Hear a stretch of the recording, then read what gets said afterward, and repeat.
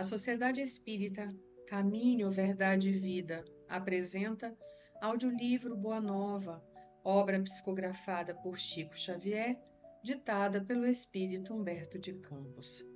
Capítulo 29 Os 500 da Galileia. Depois do Calvário, verificadas as primeiras manifestações de Jesus no cenáculo singelo de Jerusalém, apossara-se de todos os amigos sinceros do Messias uma saudade imensa de sua palavra e de seu convívio. A maioria deles se apegava aos discípulos como querendo reter as últimas expressões de sua mensagem carinhosa e imortal. O ambiente era um repositório vasto de adoráveis recordações. Os que eram agraciados com as visões do Mestre se sentiam transbordantes das mais puras alegrias. Os companheiros inseparáveis e íntimos se entretinham em longos comentários sobre as suas reminiscências inapagáveis. Foi quando Simão Pedro e alguns outros salientaram a necessidade do regresso a Cafarnaum para os labores indispensáveis da vida. Em breves dias, as velhas redes mergulhavam de novo no Tiberíades, por entre as cantigas rústicas dos pescadores. Cada onda mais larga, cada detalhe do serviço, sugeriam recordações sempre vivas no tempo. As refeições ao ar livre lembravam o contentamento de Jesus ao partir o pão. O trabalho, quando mais intenso, como que avivava a sua recomendação de bom ânimo. A noite silenciosa reclamava a sua bênção amiga. Embebidos na poesia da natureza, os apóstolos organizavam os mais elevados projetos com relação ao futuro do Evangelho. A residência modesta de Cefas, obedecendo às tradições dos primitivos ensinamentos, continuava a ser o parlamento amistoso onde cada um expunha os seus princípios e as suas confidências mais recônditas. Mas, ao pé do monte, onde o Cristo se fizera ouvir algumas vezes, exalçando as belezas do reino de Deus e da sua justiça, reuniam-se invariavelmente todos os antigos seguidores mais fiéis, que se haviam habituado ao doce alimento de sua palavra inesquecível. Os discípulos não eram estranhos a essas rememorações carinhosas, e ao cair da tarde acompanhavam a pequena corrente popular pela via das recordações afetuosas. Falava-se vagamente de que o Mestre voltaria ao monte a despedir-se. Alguns dos apóstolos aludiam às visões em que o Senhor prometia fazer de novo ouvida a sua palavra num dos lugares prediletos das suas pregações de outros tempos. Numa tarde de azul profundo, a reduzida comunidade de amigos do Messias, ao lado da pequena multidão, reuniu-se em preces no sítio solitário. João havia comentado as promessas do Evangelho, enquanto na encosta se amontoava a assembleia dos fiéis seguidores do Mestre. Viam-se ali algumas centenas de rostos embevecidos e ansiosos. Eram romanos de mistura com judeus desconhecidos, mulheres humildes conduzindo os filhos pobres e descalços, velhos respeitáveis cujos cabelos alvejavam da neve dos repetidos invernos da vida. Nesse dia, como que a antiga atmosfera se fazia sentir mais fortemente. Por instinto, todos tinham a impressão de que o Mestre voltaria a ensinar as bem-aventuranças celestiais. Os ventos recendiam suave perfume, trazendo as harmonias do lago próximo. Do céu muito azul, como em festa para receber a claridade das primeiras estrelas, parecia descer uma tranquilidade imensa que envolvia todas as coisas. Foi nesses instantes de indizível grandiosidade que a figura do Cristo assomou no cume iluminado pelos derradeiros raios do sol. Era ele. Seu sorriso desabrochava tão meigo como ao tempo glorioso de suas primeiras pregações, mas de todo o seu vulto se irradiava luz tão intensa que os mais fortes dobraram os joelhos. Alguns soluçavam de júbilo, presas das emoções mais belas de sua vida.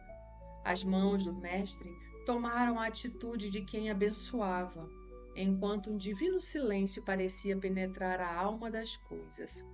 A palavra articulada não tomou parte naquele banquete de luz imaterial. Todos, porém, lhe perceberam a amorosa despedida e, no mais íntimo da alma, lhe ouviram a exortação magnânima e profunda. Amados, a cada um se afigurou escutar na câmara secreta do coração: eis que retomo a vida em meu Pai para regressar à luz do meu reino. Enviei meus discípulos como ovelhas ao meio de lobos e vos recomendo que lhes sigais os passos no escabroso caminho. Depois deles, é a vós que confio a tarefa sublime da redenção pelas verdades do Evangelho. Eles serão os semeadores, vós sereis o fermento divino. Instituo-vos os primeiros trabalhadores, os herdeiros iniciais dos bens divinos. Para entrardes na posse desse tesouro celestial, muita vez experimentareis o martírio da cruz e o fel da ingratidão.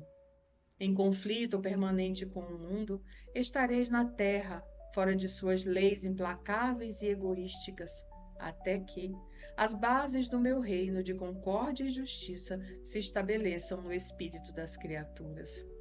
Negai-vos a vós mesmos, como neguei a minha própria vontade na execução dos desígnios de Deus, e tomai a vossa cruz para seguir-me. Séculos de luta nos esperam na estrada universal. É preciso imunizar o coração contra todos os enganos da vida transitória para a soberana grandeza da vida imortal.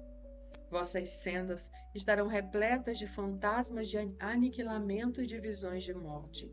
O mundo inteiro se levantará contra vós em obediência espontânea às forças tenebrosas do mal, que ainda lhe dominam as fronteiras.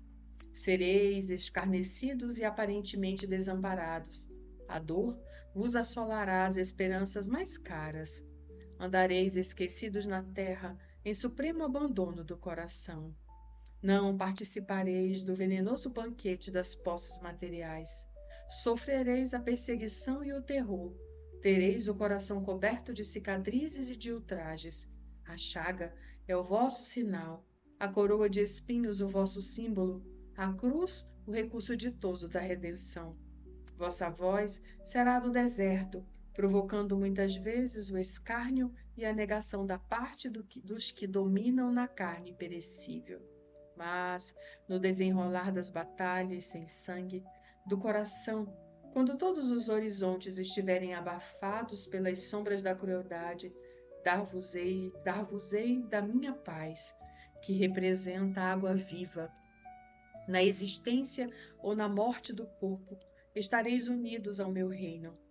O mundo vos cobrirá de golpes terríveis e destruidores, mas de cada uma das vossas feridas retirarei o trigo luminoso para os celeiros infinitos da graça, destinados ao sustento das mais ínfimas criaturas.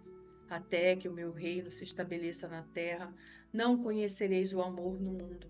Eu, no entanto, encherei a vossa solidão com a minha assistência incessante. Gozarei em vós, como gozareis em mim, o júbilo celeste da execução fiel dos desígnios de Deus. Quando tombardes sob as arremetidas dos homens ainda pobres e infelizes, eu vos levantarei no silêncio do caminho, com as minhas mãos dedicadas ao vosso bem.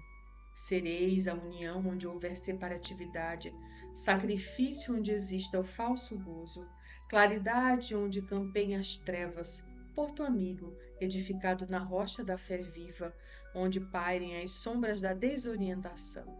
Sereis meu refúgio nas igrejas mais estranhas da terra, minha esperança entre as loucuras humanas, minha verdade onde se perturbe a ciência incompleta do mundo. Amados, eis que também vos envio como ovelhas aos caminhos obscuros e ásperos. Entretanto, nada temais. Sede fiéis ao meu coração, como vos sou fiel, e o bom ânimo representará a vossa estrela. Ide ao mundo, onde teremos de vencer o mal, aperfeiçoemos a nossa escola milenária, para que aí seja interpretada e posta em prática a lei de amor do nosso Pai, em obediência feliz à sua vontade augusta. Sagrada emoção, senhorara-se das almas em êxtase de ventura. Foi então que observaram o mestre rodeado de luz, como elevar-se ao céu em demanda de sua gloriosa esfera do infinito. Os primeiros astros da noite brilhavam no alto como flores radiosas do paraíso.